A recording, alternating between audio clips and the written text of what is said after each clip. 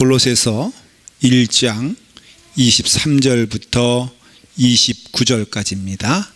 한 절씩 교독할 때 제가 먼저 시작하도록 하겠습니다. 찾으신 줄 믿고 말씀을 봉독하도록 하겠습니다. 만일 너희가 믿음에 거하고 터 위에 굳게 서서 너희 들은 바 복음의 소망에서 흔들리지 아니하면 그리하리라. 이 복음은 천한 만민에게 전파된 바요, 나 바울은 이 복음의 일꾼이 되었노라. 나는 이제 너희를 위하여 받는 괴로움을 기뻐하고 그리스도의 남은 고난을 그의 몸된 교회를 위하여 내 육체에 채우노라. 내가 교회의 일꾼 된 것은 하나님이 너희를 위하여 내게 주신 직분을 따라 하나님의 말씀을 이루려 함이니라. 이 비밀은 만세와 만대로부터 감추어졌던 것인데 이제는 그의 성도들에게 나타났고 하나님이 그들로 하여금 이 비밀의 영광이 이방인 가운데 얼마나 풍성한지를 알게 하려 하심이라. 이 비밀은 너희 안에 계신 그리스도시니 곧 영광의 소망이니라.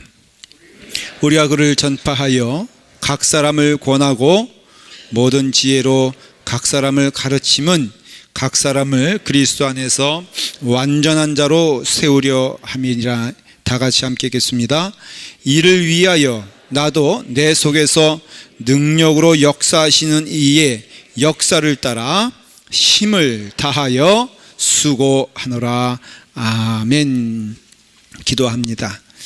아버지 하나님, 우리가 복음의 일꾼 되어 그리스도의 남은 고난에 동참하며 그 은혜를 허락하신 그 그리스도의 남은 고난을 잘 믿음으로 감당하게 하여 주시옵소서. 주시는 말씀 가운데 은혜가 풍성하길 원하옵나이다. 우리의 심령을 주께 열어 주의 말씀 임할 때에 아멘하게 하시고 우리의 삶을 통하여 그 말씀이 증거되게 하여 주시옵소서. 귀한 은혜를 우리 사랑하는 우리 아이들 유아부와 또 아동부와 또 중고등부 학생들에게도 임하게 하시사 주의 말씀 안에서 주님께 나아가는 주의 귀한 축복된 영혼들 될 수 있도록 인도하여 주시옵소서. 주님께 감사드리오며 예수님의 이름으로 기도드리옵나이다. 아멘. 하나님의 사람은, 우리가 하나님의 사람이라면 하나님께 영광 돌리는 일이 우리의 삶의 기쁨이 되고 목표가 될 줄 믿습니다. 예수 그리스도를 믿은 다음에는 예수님과 함께 살아가는 것이 복이고 예수님을 위하여 살아가는 것이 은혜고 또 예수님의 은혜 가운데 그 길 가는 것이 우리에게 기쁨인 줄 믿습니다. 사람의 뜻대로 살다가 하나님의 은혜 가운데 깊은 은혜와 또 체험을 하면은 이제는 하나님의 일이 우리 가운데 선포되어지고 하나님의 일이 우리 가운데 증거되어지는 것이 얼마나 큰 기쁨인지 모르겠습니다. 사람의 뜻대로 살던 것이 그 기쁨이 한 두 개라고 한다면은 하나님의 뜻대로 살아가는 것은 그 기쁨이 10배, 1000배 더 많이 우리 가운데 은혜를 줍니다. 사도 바울은 그의 삶을 통하여서 사나 죽으나 예수 그리스도의 영광이 드러나는 것을 기뻐한 사람이에요. 그래서 복받은 사람이라고 스스로도 말을 하고 성경에서 그 영혼을 축복된 영혼이다 그렇게 말을 합니다. 골로새 교회를 향한 그 사랑이 참 돈독합니다. 사도 바울은 골로새 교회를 세운 사람이 아니에요. 사도 바울은 빌립보 교회를 세웠고 고린도 교회를 세웠습니다. 그런데 이 골로새 교회는 에바브로디도 그의 제자가 세운 교회예요. 한 번 가본 적도 없는 그 골로새 교회를 위해서 사도 바울은 아주 진심으로 마음을 다하여 권면을 합니다. 감옥에서 쓰여진 것입니다. 주후 62년도 경우에 옥중에서 쓴 이 골로새 교회를 향한 이 뜨거운 마음, 오늘은 뭐라고 말씀하고 있냐면은 나는 복음의 일꾼이 되었노라.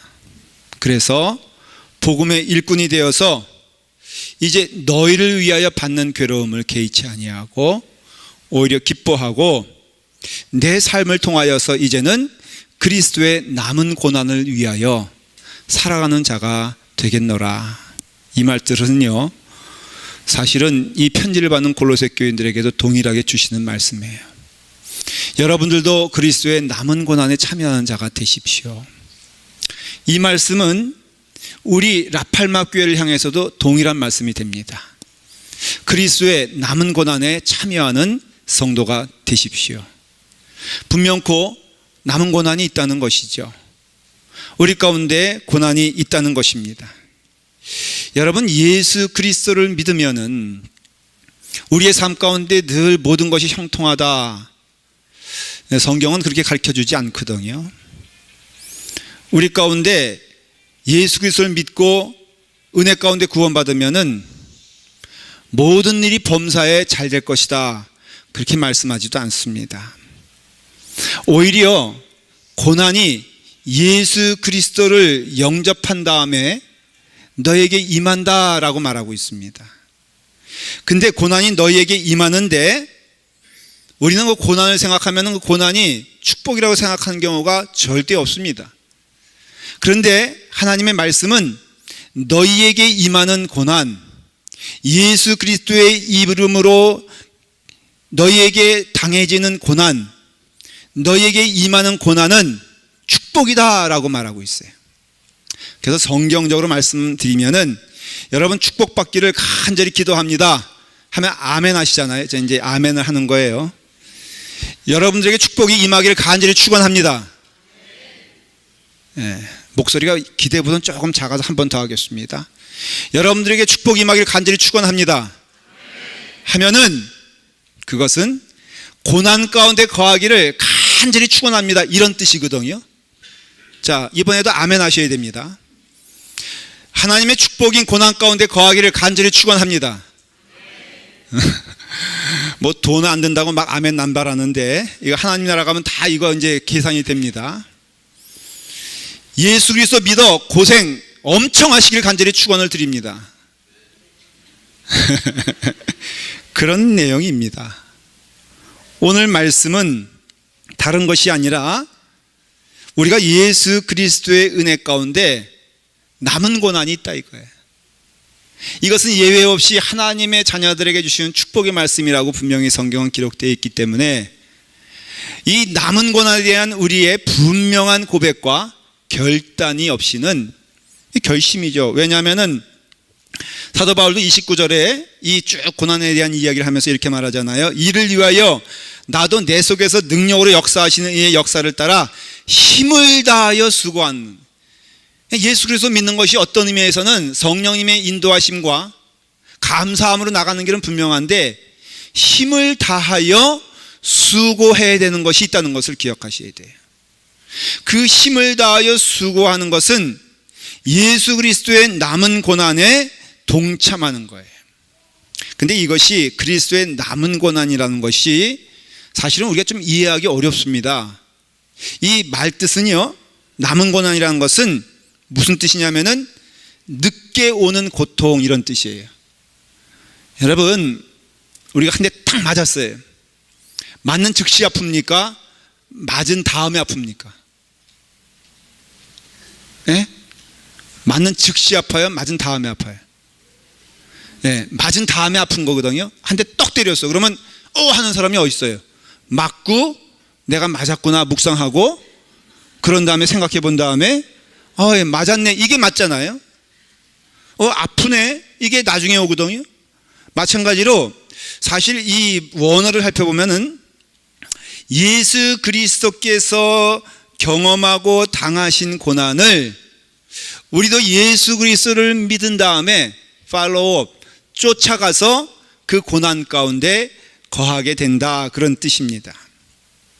이 말씀을 잠깐 잘못하면요, 그러면 예수 그리스도께서 십자가상에서 당하신 고난과 그 십자가의 아픔은 온전하지 않은 건가?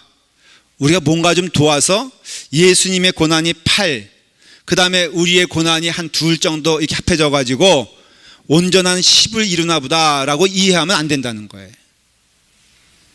이렇게 이해하면은, 그래서 이제 이렇게 이해하면은 면죄부가 나오는 거예요.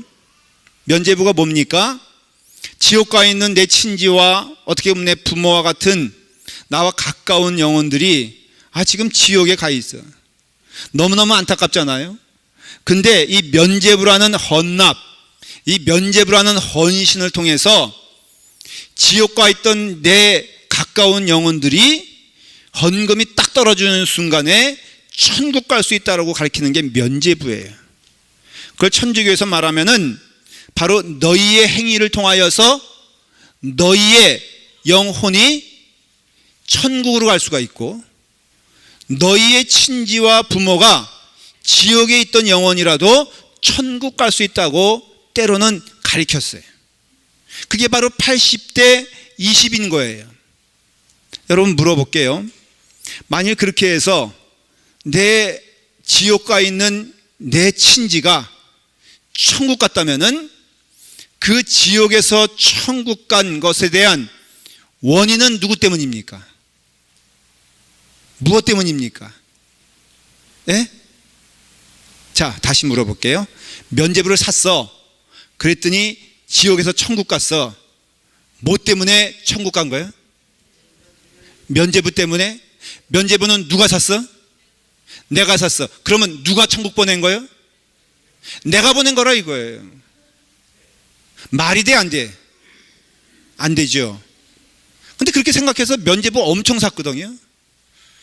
그러니까는 여기서 말하는 그리스도의 남은 고난이 있다, 좀 보충하면은 그런 뜻이 아니에요. 이것은 바로 이것은 다른 게 아니라 예수 그리스도를 따라가는 동안에 그리스도의 남은 고난이라는 것이 우리 가운데 임하게 되는데, 그 남은 고난은 첫째는 오늘 말씀을 통해서 교회의 일꾼 되는 데 오는 고통이에요. 고난이지요. 예수 그리스도의 은혜 가운데 내가 예수님의 교회의 일꾼으로서 살아간다는 거죠. 여기는 누군가는 사명자가 있고, 그래 아직도 사명을 못 깨달은 분들도 있을 거예요. 그런데 우리가 분명 예수 그리스도 믿으면 사명자거든요. 사명자가 되는 순간 성경에서는 우리는 그래요. 하나님의 사명 받으면 모든 게 찬송이고 모든 게 감사고 모든 게 은혜라고 말을 하는데, 그런데 성경은 정작 하나님의 은혜 가운데 주의 사명을 감당한 자에게 첫 번째 오는 것이 무엇이냐면은 고난이라 이거예요. 시련이라 이거예요. 이것은 예수님께서도 똑같이 그 길을 가셨어요. 하나님의 아들로서 이 땅에 오셨을 때 예수님이 처음 당하신 것이 무엇이냐면은 말구유에 태어나는 그런 고난을 당하시고, 제자들에게 배신당하는 고난 당하시고, 그 다음에 원수들로부터 칼로 배임받는, 창으로 찔림받는 고통을 당하시고, 그러니까 예수님의 모든 삶이 사실은 고난 가운데 이루어진 삶이라 이거예요. 그러니까 우리가 교회와 일꾼이 되었다는 것은, 그런데 그것이 우리 가운데 고난이 임한다는 것은 바로 예수 그리스도의 이름을 행하는 그것은 고난 가운데 이루어지는 열매다라는 것을 깨달아야 한다는 것이에요. 헌신을 결심합니까? 어떤 부분이든지 시작하면은 경험되어지는 것은 시련이에요. 성가대 아까 예를 들었는데, 성가대 노래 못한다고 맨날 제가 구박하잖아요. 틀린다고 맨날 말합니다. 여러분, 고난을 왜 받는 거예요? 대체 무슨 죄가 있길래 여러분들이 여기 앉아있는 우리 성도들보다 더 죄를 많이 졌냐 이거예요. 그거 아니거든요. 여러분들에겐 제가 노래 못한다고 말하나요? 왜? 사명이 그것이 아니니까. 그러니까 사명이 있으면요, 사명 가운데 너무나 당연한 것이 고난이 온다 이거예요. 우리가 식사 봉사를 한다 그러면은 이 국이 나오면 말이에요, 짜네, 그 다음에 싱겁네. 난 그거 참 이해가 안 돼. 여러분, 싱거우면은 뭐 하면 돼? 제가 말씀드렸죠. 싱거우면은 소금 쳐서 드세요. 그 부엌이 있거든. 모르겠거든 제가 예배 끝나고 가르쳐 드릴게. 조금 짠 거 같으면은 언제든지 부엌에 가면은 24시간 뜨거운 물 나오게 거기 돼 있어요. 그것도 가르쳐 드릴게. 그러니까 짜면은 물 부으면 되는 거고, 근데 우리는 다짜고짜 누구한테 막 뭐라고 퍼붓습니까? 열심히 끓인 사람한테 무슨 국을 이따위로 끓였냐고 얘기하잖아요. 혹시 오늘 국 끓이시는 분들이나 앞으로 끓이실 분들에게 제가 말씀을 드리는데, 여러분, 그것은 너무나 성서적인 것입니다. 어떤 일을 시작할 때, 무슨 일을 시작할 때, 아, 주여 고난 주시니 감사합니다라고 해야 되는 것이 교회 일꾼이라고 그랬잖아요. 참 이게 귀한 말인데, 교회 밖의 일꾼도 아니에요. 이게 다 교회 안에서 일어나는 일들임을 말해주고 있는 거예요. 사도 바울이 가장 많은 핍박을 어디서 받은지 아십니까? 교회 안에서 받았어요. 교회 안에서 멸시받고, 교회 안에서 핍박당하고, 교회 안에서 많은 고난을 당한 사도 바울이 나는 교회의 일꾼이다라고 말하는 것은, 나는 그래 하나님의 말씀 안에서 이 사명을 감당하고자 할 때 교회 안에서 이러한 일들이 일어나게 되었을 때 나는 흔들리거나 시험 들거나 하지 않는다. 하나님께서 내게 이 일을, 주님의 일을 감당하라고 주셨으니, 믿음 생활은요 이런 겁니다. 믿음 생활은요 천상의 생활이 아니라, 믿음 생활은요 고난 가운데 일어나는 게 믿음 생활이고, 고난 생활은 교회 밖에서가 아니라 교회 안에서부터 일어나는 것이 고난의 생활이에요. 여러분, 예수 믿으면 시험 듭니다. 어디서 시험 듭니까? 교회 안에서 시험 듭니다. 예수 그리스도 믿어 믿음을 하려고 그러면 어디서 핍박이 옵니까? 때로는 교회 안에서 오게 되어 있습니다. 교회의 일꾼이라는 것이죠. 또한 그리스도의 남은 고난은 교회의 일꾼으로서 뿐 아니라 하나님의 말씀을 이루려 하는, 그래서 오는 고난인 것입니다. 하나님의 말씀이 이 땅 가운데 선포되어지기 위해서 우리는 전도자로서 그 삶을 살아가게 되어 있습니다. 예수 그리스도의 이름이 선포되는 곳마다 하나님의 은혜와 영광이 넘치긴 하지만은 고난 가운데 있을 수 있다는 것을 기억하세요. 그래서 주의 복음이 선포되어지고 주님의 은혜 가운데 이 복음 전파하는 일과 영혼 구원하는 일과 또한 교회 안에서의 양육되는 사업과 모든 그런 삶 가운데 하나님이 우리에게 주신 축복이 뭐냐면은 바로 교회를 향한, 성도를 향한 고난이 하나님의 축복이라고 말해주고 있는 거예요. 나는 이제 너희를 위하여 받는 괴로움을 기뻐한다 그랬어요. 이게 복음의 역설이에요. 괴로움이 있는데 기쁘다는 거죠. 어려움이 있는데 즐겁다는 것이에요. 힘든 일이 있는데 찬송할 수 있는 은혜가 바로 하나님께 주시는 우리에게 능력이 된다는 것이에요. 또한 그리스도의 남은 고난을 그의 몸된 육체를 위해, 몸된 교회를 위하여 내 육체에 채운다고 말하고 있어요. 왜 고난일까? 고난이 어떤 의미가 있을까? 고난은요 통과해야 하나님의 정해주신 뜻이 이루어진다는 것이에요. 하나님께서 하나님의 일을 완성시키실 때 반드시 정해주신 법칙이 있습니다. 해가 뜨듯이 달이 지듯이 하나님께서 정해주신 법칙이 있는데, 그것은 무엇이냐면은 어떤 하나님의 사역은 고난을 통하여 순종함으로써 이루어지게 되었다는 것이에요. 히브리서 2장 10절에 보니까 만물로 인하여 만물이 말미암은 자에게는 많은 아들을 이끌어 영광에 들어가게 하시는 일에 저희 구원의 주를, 예수님이에요, 고난으로 말미암아 온전케 하셨도다 그랬어요. 예수 그리스도는 하나님의 아들이십니다. 하나님이십니다. 뭐 그분이 온전케 될 일이 뭐겠어요? 온전 그 자체인데.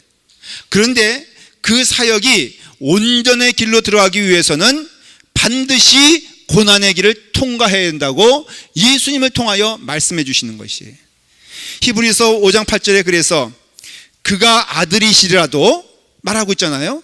받으신 고난으로 순종함을 배워서 되어 있어요. 예수님도 순종함을 배우셨다는 거예요.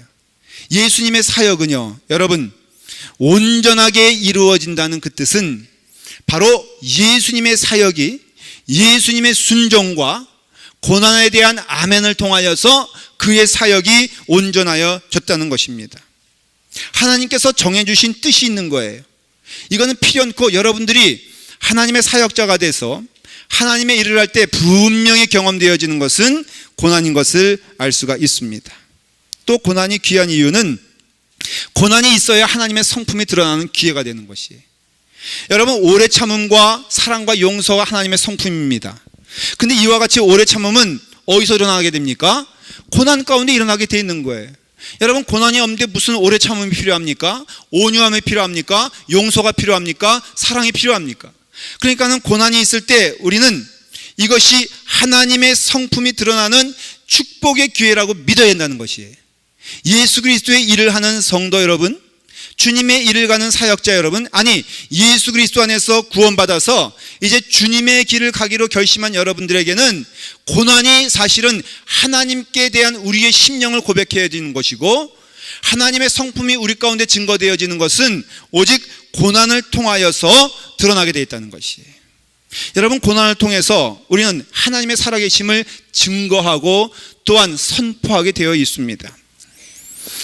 빌립보서 2장 5절부터 11절까지 보면요, 자기를 낮추시고 죽기까지 복종하셨으니 곧 십자가의 죽으심이라 이름으로 하나님이 그를 지극히 높여 모든 이름 위에 뛰어난 이름을 주사 모든 무릎을 예수의 이름에 꿇게 하시고, 그 다음을 잘 들어보십시오.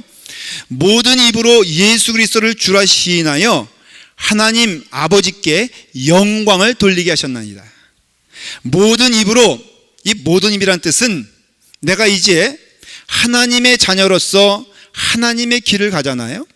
그게 순종이요, 오래 참음이요, 고난 가운데 아멘하는 것인데, 그러한 것을 보면은 나머지 모든 사람들이 나의 그것을 보고 하나님은 살아계시고 하나님은 영광 받으실 것이라는 것을 찬양한다는 것이에요. 좀 쉽게 말씀을 드리면은, 제가 목사입니다. 목사인데 여러분들은 저를 보잖아요. 제가 하나님의 살아계심이 저의 삶을 통하여 증거되어지면 여러분들은 누굴 찬양하게 되어 있습니까? 하나님을 찬양하게 된다는 거예요. 목사님을 보면서, 야, 우리 목사님을 보니까는 참 하나님께서 살아계시다라고 고백할 수밖에 없다는 거예요. 그러려면 제가 어떻게 해야 돼요? 하나님의 고난에 동참해야 되는 것이죠. 오래 참아야 되는 것이죠. 여러분, 오래 참아도 이와 같이 오래 참는 가운데 하나님의 인격이, 하나님의 은혜가 우리 가운데 선포되어지는 것이에요. 제가 어저께 새벽 기도에 제가 열심히 말씀을 전하면서 제가 하지 말아야 될 말을 했어요. 뭐냐면은, 내가 남대문 국민학교 출신입니다, 그 얘기를 했어요. 내가 남대문 국민학교 출신입니다, 그렇게 얘기를 했더니, 근데 내가 미국에서 남대문 국민학교 출신을 제가 이찬민 목사님 LA 연합감독에 한 분 빼놓고 한 번도 만나본 적이, 왜? 망한 학교니까. 문 닫았거든. 없어졌어요 지금. 그래서 없어요, 웬만해서는. 그런데 식사를 하고 있는데 갑자기 새로 오신 그 분이 저를 이렇게 딱 이러는 거예요. 잠깐만 보자는 거죠. 내 세상에 담임 목사한테 잠깐 와보라고. 제가 너무 깜짝 놀랐어요. 그게 무슨 일이냐? 아무 소리 하지 말고 지금 당신은 나한테 와야 될 형편이 있으니까 오라고. 그래서 제가 떨떠름한 마음으로 가서 앉았어요. 그랬더니 그분이 하시는 말씀이 몇 학번이냐고, 남대문 국민학교 하나. 그래서 제가 이모저모해서 해간 내가 뭐 61년생이니까 내가 이렇게 들어갔다 그랬더니 그분 딱 하는 얘기가, 내가 54년생인데 내가 남대문 국민학교 당신보다 7년 선배예요. 그래서 제가 생각을 많이 했어요. 마침 오늘 말씀은 이미 다 준비된 때예요. 고난은 은혜 받는 가운데 온다. 은혜 많이 받았거든. 그분도 얼굴 보니까 은혜 받았는데 그러면 안 되지.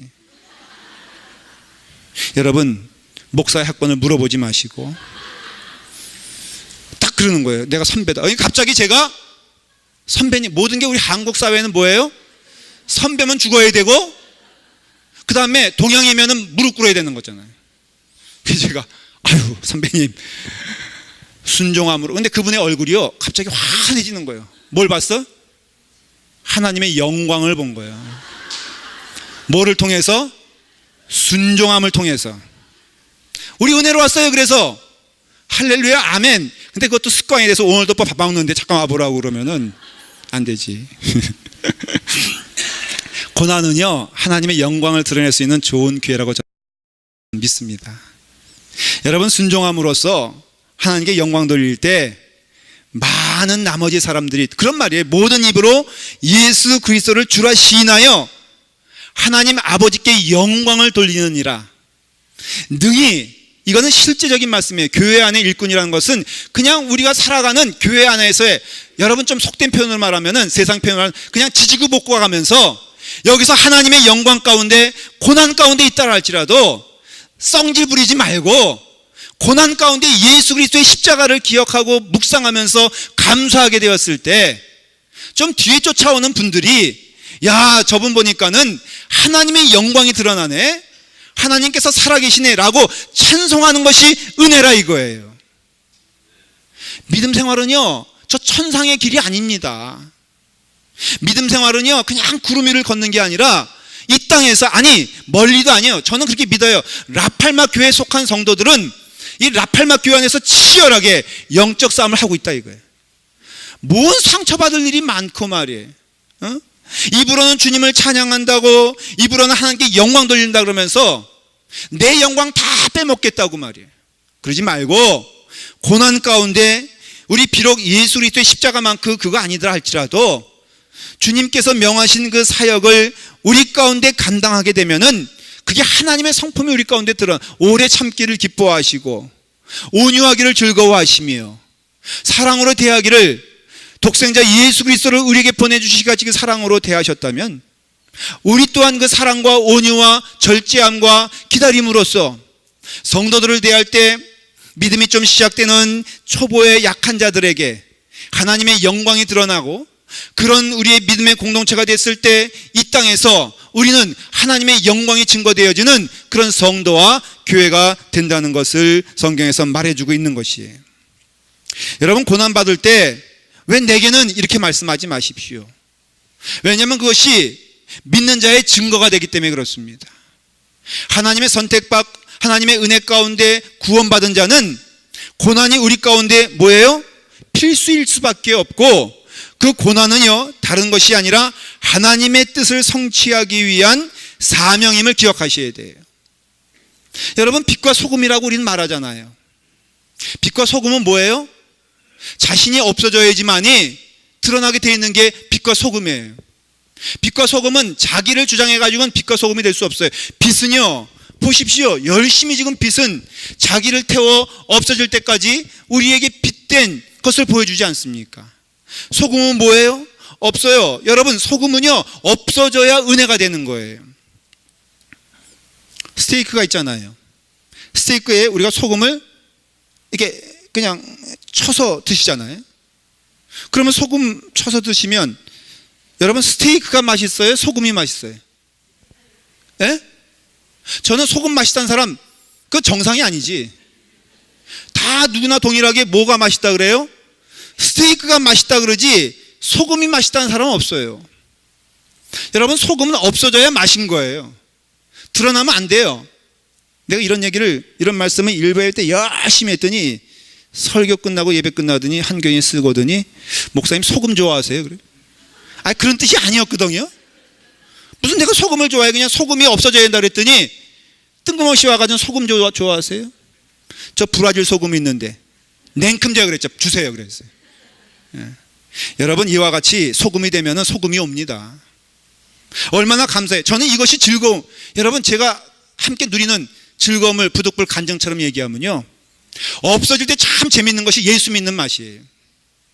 내가 드러나고 내가 자랑스러워질 때 그때 드러나는 것이 아니라 나는 없어지고 예수 그리스도의 은혜가 우리 가운데 증거되어질 때 그때 하나님의 은혜가 우리 가운데 풍성하여지고 이것이 기쁜 의미에서 자랑이 되어서 사람들에게, 모든 영혼들에게 하나님께 영광 돌릴 수 있는 은혜의 통로가 된다면은 그 통로는 무엇이냐? 바로 고난을 통해서 오게 되어 있는 것이에요. 고난은요, 어떤 의미에서는 특권인 거 아십니까? 아무에게나 주지 않는 하나님의 특권인 거 아십니까? 이 특권이 바로 우리 가운데 축복이 된다는 거 아십니까? 고난은 우리에게 축복이 되는 것이에요. 특권인 것이에요. 아무에게나 주지 않는 것이에요. 학생이 학교에 가면 필연코 해야 될 것이 뭐예요? 공부 아닙니까? 친교도 하고 체육활동도 하지만은, 그러나 우리가 학교 가면은 공부가 우리의 사명이요, 또 공부는 우리에게 특권이 되는 것을 알 수가 있어요. 근데 쉽지 않잖아요.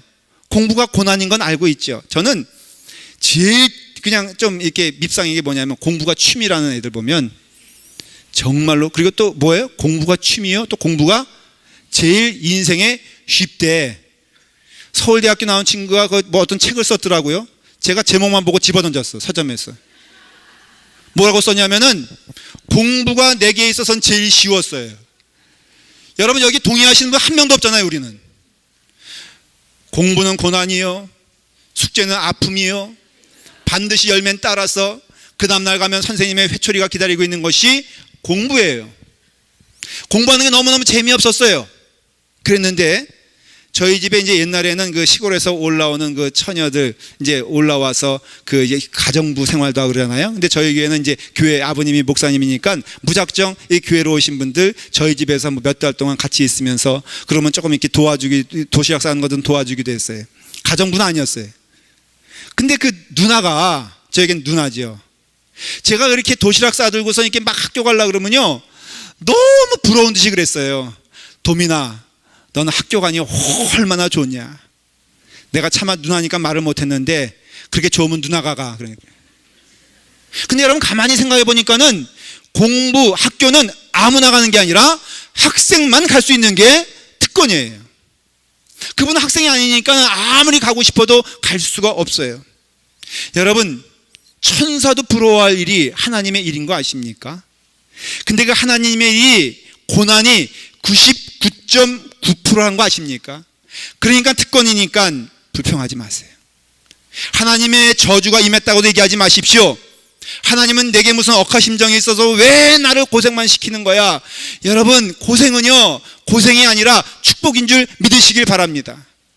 오늘 혹시 교회 안에서 봉사하는 분들, 마음 가운데 시험 든 분들이 있으면요, 제가 권면을 두 가지예요.